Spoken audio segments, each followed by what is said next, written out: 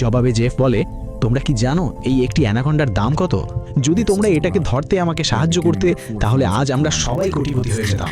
টাকার কথা শুনেই বিলি ইয়াংয়ের চোখ চকচক করতে শুরু করে। সে থাইল্যান্ড যাওয়ার পরিকল্পনা বাতিল করে দেয় এবং দৌড়ে জেফের কাছে এসে বলে, আমি তোমার সঙ্গে আছি। বলো, এই অ্যানাকন্ডাকে ধরার জন্য আমরা কি করতে পারি, আর আমরা কিভাবে টাকা পাবো? এরপর জেফ একটি মানচিত্র বের করে তাদের দেখিয়ে বলে, যদি তোমরা আমাকে সাহায্য করো, তাহলে এই মানচিত্রের সাহায্যে আমি তোমাদের একদিনের মধ্যেই থাইল্যান্ড পৌঁছে দেবো। এখন এখানে বিলি ইয়াং এবং দলের বাকি লোকেরা জেফের বোট পর্যন্ত যাওয়ার জন্য রাজি হয়ে যায়, কিন্তু লেনির জেফের উপর একদমই বিশ্বাস ছিল না, তাই সে সেখানে যেতে অস্বীকার করে। ঠিক তখনই সার্কাস দলের একটি মেয়ের হঠাৎ শরীর খারাপ হতে শুরু করে। যখন বিলি ইয়াং তার কাঁধ দেখে, তখন তারা বুঝতে পারে যে একটি অত্যন্ত বিপজ্জনক মাকড়সা তাকে কামড়েছে, যার বিশেষে মারাও যেতে পারে। এটা দেখে জেফ সেখানে থাকা সবাইকে বলে, আমার কাছে এমন একটি ওষুধ আছে যেটা দিয়ে ওই মেয়েটার চিকিৎসা করা সম্ভব, কিন্তু সেই ওষুধ আমার বোটে রাখা আছে। যদি তোমরা তার চিকিৎসা করতে চাও, তাহলে তোমাদের আমাকে আমার বোট পর্যন্ত নিয়ে যেতে হবে। এখন না চাইলেও লেনি জেফের সঙ্গে যেতে রাজি হয়ে যায়। অনেক ঘন্টা পথ চলার পর যখন একজন সঙ্গী নদীর পানি পান করতে চায়, তখন জেফ তাকে থামিয়ে দেয় এবং জেফ সবাইকে বলে, এখানকার পানি কখনো পান করবে না। এখানকার পানিতে এমন কিছু কীট রয়েছে যেগুলো পানি খাওয়ার সময় মানুষের শরীরের ভেতরে ঢুকে যায়। এরপর সে কীটগুলো মানুষের শরীরে এমন তৃষ্ণা সৃষ্টি করে যে সে পানি খেতে খেতে নিজেকে নদীতে ডুবিয়ে মেরে ফেলে। পথে তাদের ক্ষুধা লাগে, তখন জেফ পাশের পাথর থেকে একটি সাপ ধরে। এরপর তারা সাপের বিষ বের করে সেটাকে রান্না করে খেয়ে বেঁচে থাকে। এরপর তারা আবার নিজেদের যাত্রা শুরু করে। কিছুক্ষণ পরে রাত হয়ে যায়। রাতে তারা পাহাড়ের একটি গুহায় থামে, যেখানে তারা আগুন জ্বালায়। আর জেফ একপাশে বসে নিজের মানচিত্রে আঁকা অ্যানাকোন্ডার দিকে তাকিয়েছিল। জেফ সেই সময়টার কথা ভাবতে থাকে যখন অ্যানাকোন্ডা তার সামনে এসেছিল। অ্যানাকোন্ডা জেফকে মারতেই যাচ্ছিল, কিন্তু জেফ বুদ্ধি করে একটি কাঠের বাক্সের মধ্যে নিজেকে লুকিয়ে ফেলে। সেই বাক্সটি একটি ঢালু জায়গায় রাখা ছিল, তাই জেফ বাক্সটিকে ধাক্কা দিয়ে গড়াতে গড়াতে নিচের নদী পর্যন্ত পৌঁছে যায়। এখন জেফ সেই বাক্স থেকে বের হবার চেষ্টা করে, কিন্তু দুর্ভাগ্যবশত জেফ সেই বাক্সের ভেতর চিরতরে আটকে যায় এবং অনেক সময় ধরে জেফ সেই বাক্সের মধ্যেই বন্দী ছিল। এরপর এই লোকগুলো সেখানে আসে। তারা রাস্তা খোলার জন্য ডাইনামাইট লাগিয়ে কন্টেনার উড়িয়ে দেয়, যার ফলে জেফ বাক্স থেকে বের হয়ে তাদের সঙ্গে যোগ দেয়। দৃশ্য আবার বর্তমান সময় ফিরে আসে, যেখানে জেফ সেই মানচিত্রের দিকে তাকিয়েছিল। ঠিক তখন বিলি ইয়াং তার কাছে এসে বলে, তুমি কি সেই অ্যানাকোন্ডাটাকে ধরতে চাও? জেফ বলে, হ্যাঁ, এটি একটি বিশাল অ্যানাকোন্ডা, এমন একটি অ্যানাকোন্ডা যেটা পুরো জঙ্গলের রাজা। এই জঙ্গলের সব প্রাণী তাকে ভয় পায়। এটা পৃথিবীর অনেক বড় বড় শিকার করেছে, এমনকি এটা নিজের মতো বড় বড় অ্যানাকোন্ডাকেও মেরে ফেলেছে। আর যদি আমরা তাকে ধরতে পারি, তাহলে আমরা রাতারাতি মিলিয়নিয়ার হয়ে যাব। টাকার কথা শুনে বিলি ইয়াং বলে, আমি সেই অ্যানাকোন্ডাকে ধরতে তোমার সঙ্গে আছি। এখন অনেক রাত হয়ে যায় এবং সবাই ঘুমিয়ে পড়ে। ঠিক তখন সার্কাসের এক সঙ্গীর ঘুম একটি অদ্ভুত শব্দে ভেঙে যায়। সে দেখে তার ভাই সেখানে নেই। নিজের বাইকে খুঁজতে খুঁজতে সে গুহার বাইরে আসে এবং তাকে খুঁজতে খুঁজতে নদীর পাশে যায়, যেখানে সে দেখে তার ভাই নিজেকে নদীর পানিতে ডুবিয়ে মারার চেষ্টা করছে। সে তাকে থামানোর চেষ্টা করে, কিন্তু তার ভাই কোনো কথাই শোনে না। তখন সে দেখে তার ভাইয়ের নাক থেকে অদ্ভুত কিছু কীট বেরোচ্ছে। এটা দেখে সে বুঝে যায় যে তার ভাই এই নদীর পানি খেয়েছে, যার ব্যাপারে জেফ আগেই বলেছিল যে এই নদীর পানি খাওয়ার পর সেই পানির মধ্যে থাকা কীট মানুষকে এত তৃষ্ণার্ত করে তোলে যে সে নিজেকে পানির মধ্যে ডুবিয়ে মারতে বাধ্য হয়। এবং কি কেমনটাই হয়, নিজের ভাইকে মৃত দেখে লোকটা খুব কান্না করতে থাকে। এরপর সে আবার গুহায় ফিরে আসে। পরের সকালে তারা আবার নিজেদের যাত্রায় বেরিয়ে পড়ে। অনেক ঘন্টা পথ চলার পর তারা একটি নদীর কাছে পৌঁছে যায়।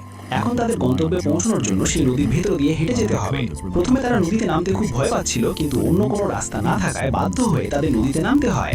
একটু সামনে যাওয়ার পর হঠাৎ একটি ছেলে নিচের দিকে ইশারা করে এবং আমরা দেখি একটি বিশাল অ্যানাকোন্ডা তাদের চারদিক থেকে ঘিরে ফেলেছে। তাদের এক সঙ্গী, যার ভাই আগের রাতে মারা গিয়েছিল, সে ভয়ে সবার পেছনে হাঁটছিল, কিন্তু ঠিক তখনই পেছন থেকে একটি বড় অ্যানাকোন্ডা তার উপর আক্রমণ করে এবং তাকে শক্ত করে পেঁচিয়ে ফেলে। লেনি তাকে বাঁচাতে সামনে এগিয়ে যায়, কিন্তু সে তেমন কিছু করতে পারে না, কারণ তার পৌঁছানোর আগেই অ্যানাকোন্ডা লোকটার হাড় ভেঙে ফেলেছিল। এরপর সেই অ্যানাকোন্ডা লোকটাকে নিয়ে পানির নিচে ডুবে যায়।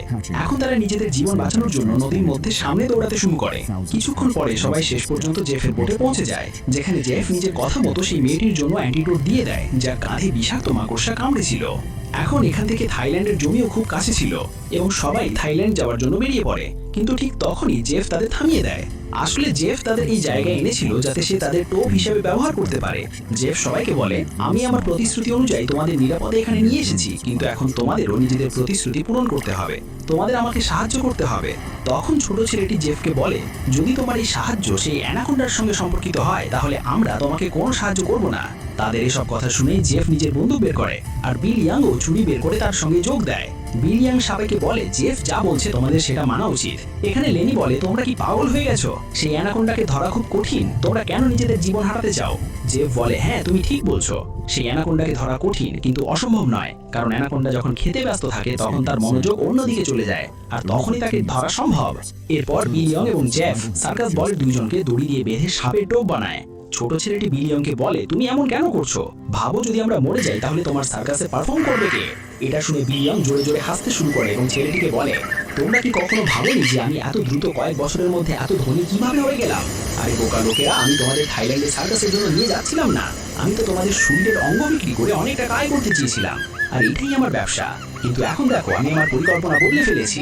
এখন আমি জেফের সঙ্গে হাত মিলিয়েছি, কারণ আমি জানি তোমাদের শরীরের অঙ্গের থেকেও বেশি টাকা আমাকে এই অ্যানাকোন্ডা এনে দিতে পারে। অন্যদিকে জেফ ওই দুই মেয়েকেও বেঁধে ফেলেছিল এবং এখন সে একটি মেয়ের সঙ্গে খারাপ ব্যবহার করতে শুরু করে। এখন সে মেয়েটি বুদ্ধি করে এমন ভান করে যেন সে জেফকে সাহায্য করতে চায়। জেফ তার চাল বুঝতে পারে না। মেয়েটি জেফের কাছে এসে তার চুলে হাত বুলাতে থাকে আর সুযোগ পেয়ে জেফের পকেট থেকে বন্দুক বের করে জেফের দিকে তাক করে। এখন মেয়েটি যখন জেফকে গুলি করতে যায় তখন বন্দুক থেকে গুলি বেরোয় না, কারণ সে বন্দুকের লক খুলতে জানতো না। এখন জেফ রেগে গিয়ে তার কাছ থেকে বন্দুক কেড়ে নেয় এবং সে মেয়েটির দিকে তাক করে তাকে মারতে যাচ্ছিল। ঠিক তখনই লেনিও নিজেকে মুক্ত করে ফেলেছিল এবং সে কাঁচের ধারালো টুকরো দিয়ে জেফের পেটে আঘাত করে। এখন জেফ লেনিকে ধাক্কা দিয়ে পেছনে ফেলে দেয়, কিন্তু তখন অন্য মেয়েটিও জেফের উপর আক্রমণ করে আর পেছন থেকে লেনিও জেফের কাছ থেকে বন্দুক ছিনিয়ে নেওয়ার চেষ্টা করে। এই ধস্তাধস্তির মধ্যে গুলির শব্দ শোনা যায়, কিন্তু বোঝা যায় না গুলি কাকে লেগেছে। অন্যদিকে আমরা সেই দুজনে দেখি যাদের বিলিয়াং অ্যানাকোন্ডার জন্য টোপ বানিয়েছিল। তারা দুজন ভয়ে ছটফট করছিল। কিছুক্ষণ পরে একটি বিশাল অ্যানাকোন্ডা তাদের খাওয়ার জন্য ধীরে ধীরে তাদের দিকে এগিয়ে আসতে থাকে আর দূরে দাঁড়িয়ে বিলিয়াং মজা নিয়ে পুরো দৃশ্য দেখছিল।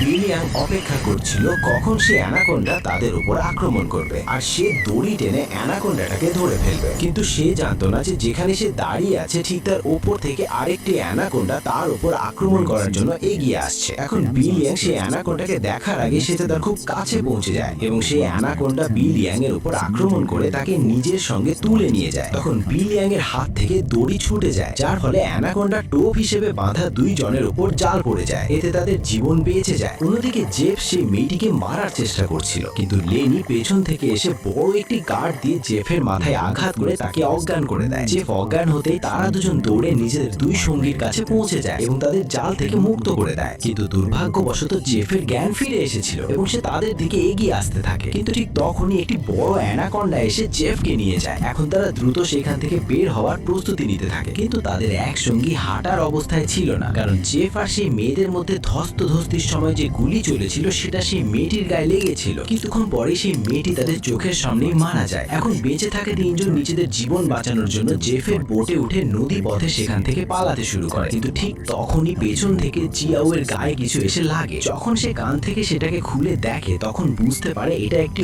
অজ্ঞান করার ইনজেকশন। কয়েক সেকেন্ডের মধ্যেই জিয়াও অজ্ঞান হয়ে যায় আর জিয়াওকে অজ্ঞান করেছিল আর কেউ নয় বরং জেফই ছিল। অর্থাৎ সেই অ্যানাকোন্ডার আক্রমণ থেকেও সে বেঁচে গিয়েছিল এবং সে অ্যানাকোন্ডার মাথা কেটে তাকে মেরে ফেলেছিল। এখন জেফ সেই তিনজনকে ধরে অ্যানাকোন্ডার টোপ হিসেবে বেঁধে ফেলে এবং তাদের চারপাশে ধারালো লোহার তার পেঁচিয়ে দেয়, সাথে সেখানে রক্তও ছিটিয়ে দেয়। এরপর সে জালের দড়ি ধরে কিছু দূরে গিয়ে দাঁড়ায়। কিছুক্ষণ পরে অনেকগুলো অ্যানাকোন্ডা রক্তের গন্ধ শোকে তাদের দিকে এগিয়ে আসতে থাকে। তিনজন খুব ভয় পেয়ে যায় এবং নিজেদের মৃত্যু চোখের সামনে দেখতে পায়। সব অ্যানাকোন্ডা তাদের মারার জন্য খুব কাছে চলে আসে, কিন্তু ঠিক তখনই আবার জঙ্গলের সব প্রাণী চিৎকার করতে করতে পালাতে শুরু করে এবং সেখানে থাকা সব অ্যানাকোন্ডাও কাউকে দেখে এক এক করে পালাতে থাকে। কিন্তু একটি অ্যানাকোন্ডা তখনও তাদের মারার জন্য দাঁড়িয়েছিল। ঠিক তখনই সেখানে ক্রিমসন অ্যানাকোন্ডা চলে আসে এবং সেই একা দাঁড়িয়ে থাকা সাপটির উপর আক্রমণ করে এক ঝটকায় তাকে মেরে ফেলে। এখানে আমরা সেই ক্রিমসন অ্যানাকোন্ডাকে ভালোভাবে দেখতে পাই, যেটা আকারে অনেক বড় এবং ভয়ঙ্কর ছিল, যাকে দেখে সেই তিনজন খুব ভয় পেয়ে যায়। কিন্তু দূরে দাঁড়িয়ে থাকে জেফ ক্রিমসন অ্যানাকোন্ডাকে দেখে খুব খুশি হয়। অ্যানাকোন্ডা তাদের তিনজনকে পেঁচিয়ে নিজের বিশাল মুখ খুলে গিলে খেতে যাচ্ছিল। ঠিক তখনই জেফ জালের দড়ি ছেড়ে দেয়, যার মধ্যে অ্যানাকোন্ডা আটকে যায়। এই অ্যানাকোন্ডা নিজেকে ছাড়ানোর জন্য ছটফট করতে শুরু করে। সে অনেক জোর লাগিয়ে নিজেকে মুক্ত করার চেষ্টা করে, কিন্তু যখন সে মুক্ত হতে পারে না তখন নিজের ধারালো দাঁত দিয়ে জালের দড়ি কেটে নিজেকে ছাড়িয়ে নেয়। তবে তখনও জালের দড়ি তার শরীরে আটকে ছিল, তাই জেফ শক্ত করে দড়ি ধরে তাকে ধরার চেষ্টা করতে থাকে। কিন্তু জেফ কি অ্যানাকোন্ডার শক্তির সঙ্গে পাল্লা দিতে পারত? অ্যানাকোন্ডাকে ধরার চেষ্টা করতে গিয়ে জেফ দুইটি গাছের মাঝে আটকে যায় এবং এখন সে আর সেই গাছ থেকে বের হতে পারে না। সুযোগ পেয়ে ক্রিমসন অ্যানাকোন্ডা জেফের দিকে এগিয়ে আসে আসে এবং জেফকে ধরে ভয়ঙ্কর ভাবে পেঁচিয়ে ফেলে। সেই তিনজনও নিজেদের চোখে পুরো দৃশ্য দেখছিল এবং ভয়ে দ্রুত নিজেদের মুক্ত করার চেষ্টা করতে থাকে, কারণ তারা জানতো জেফের পর এবার তাদের পালা। তারা নিজেদের ছাড়ানোর সব রকম চেষ্টা করে কিন্তু জাল থেকে বের হতে পারে না। ঠিক তখন ছোট ছেলেটি নিজেকে বাঁচানোর জন্য দাঁত দিয়ে জালের দড়ি কাটতে শুরু করে। অনেক চেষ্টা করার পর সে দড়ির কিছু অংশ কেটে ফেলতে সক্ষম হয়। এখন অল্প একটু দড়ি বাকি ছিল, তাই সে নিজের দাঁতের পুরো শক্তি দিয়ে দড়ি কাটতে থাকে, যার ফলে তার দাঁত থেকে রক্ত বের হতে শুরু করে। এদিকে ক্রিমসন অ্যানাকোন্ডা জেফকে ভয়ঙ্কর ভাবে পেঁচিয়ে ফেলে এবং তাকে চেপে তার হাড় ভাঙতে শুরু করে। এরপর সেই ক্রিমসন অ্যানাকোন্ডা জেফকেও জীবন্ত গিলে ফেলে। অন্যদিকে ছোট ছেলেটি দাঁত দিয়ে দড়ি ছিঁড়তে সফল হয় এবং সে বাকি দুজনকেও মুক্ত করে দেয়। এরপর তারা নদীর দিকে দৌড়াতে শুরু করে, কিন্তু জেফকে মারার পর এখন সেই ক্রিমসন অ্যানাকোন্ডা তাদের পিছু নেয়। দুজন একটি গাছের পেছনে লুকিয়ে পড়ে আর ছোট ছেলেটি একটি কাঠের বাক্সের ভেতর নিজেকে লুকিয়ে ফেলে, কিন্তু অ্যানাকোন্ডা তাকে দেখে ফেলে এবং ধীরে ধীরে সেই ছেলেটির দিকে এগিয়ে আসতে থাকে। ছেলেটি পুরো শক্তি দিয়ে সেই কন্টেনার থেকে বের হওয়ার চেষ্টা করে, কিন্তু কন্টেনারের অন্য পাশের দরজা বন্ধ ছিল। সে চিৎকার করে তাদের দুজনকে সাহায্যের জন্য ডাকতে থাকে, আর অ্যানাকোন্ডাও তখন তার খুব কাছে চলে এসেছিল। এখন অ্যানাকোন্ডা সেই ছেলেটিকে মারার আগে বাইরে থেকে জিয়াও কন্টেনারের দরজা ভেঙে তাকে বাঁচিয়ে ফেলে। এখন তারা তিনজন আবার নিজেদের জীবন বাঁচানোর জন্য অ্যানাকোন্ডার কাছ থেকে পালাতে শুরু করে, কিন্তু পুরো জঙ্গলটাই ছিল সেই অ্যানাকোন্ডার এলাকা। এই জঙ্গলের ভেতরে থেকে তারা তার কাছ থেকে পালাতে পারতো না, তাই তারা একটি গাছের পেছনে লুকিয়ে পড়ে। কিন্তু কিছু দূরেই অ্যানাকোন্ডা তাদের দেখে ফেলে। তাদের দেখেই অ্যানাকোন্ডা দ্রুত তাদের দিকে এগিয়ে আসতে থাকে। তারা দাঁড়িয়ে নিজেদের মৃত্যুর অপেক্ষা করতে থাকে, কারণ তারা বুঝে গিয়েছিল যে এখন আর তাদের জীবন বাঁচবে না। কিন্তু অ্যানাকোন্ডা যখন নিজের বিশাল মুখ খুলে তাদের উপর আক্রমণ করতে যায়, তখন একটি শক্ত ধারালো লোহার তারে তার মাথার মাঝখান থেকে কেটে যায়। এই ধারালো তার আসলে জেফি পেতে রেখেছিল, যার ফলে ক্রিমসন অ্যানাকোন্ডা শেষ হয়ে যায়। তারা বিশ্বাসই করতে পারছিল না যে তাদের জীবন বেঁচে গেছে এবং তারা অনেকক্ষণ ধরে সেই অ্যানাকোন্ডার মৃতদেহের দিকে তাকিয়ে থাকে। শেষ পর্যন্ত তারা দ্রুত সেই জঙ্গল ছেড়ে সেখান থেকে বেরিয়ে যায়। আর এই দৃশ্যের সাথে গল্পটি এখানেই শেষ হয়ে যায়। বন্ধুরা, ভিডিওটি আপনাদের কেমন লেগেছে লাইক এবং কমেন্ট করে অবশ্যই জানাবেন।